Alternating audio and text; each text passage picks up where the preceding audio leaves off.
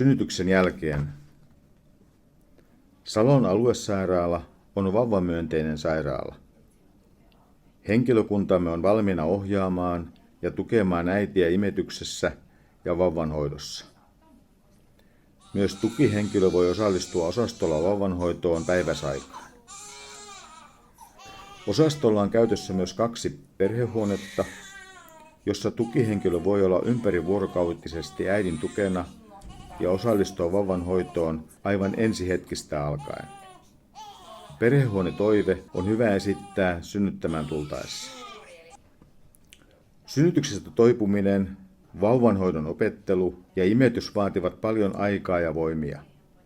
Ensipäivinä vauva on tiheään rinnalla, myös öisin, joten äidin on hyvä opetella lepäämään myös päivisin.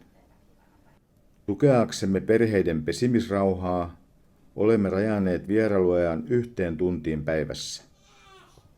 Osastolla oloaikana lastenlääkäri tarkastaa vauvan 2 kertaa, syntymän jälkeen ja uudelleen kotiin lähtiessä.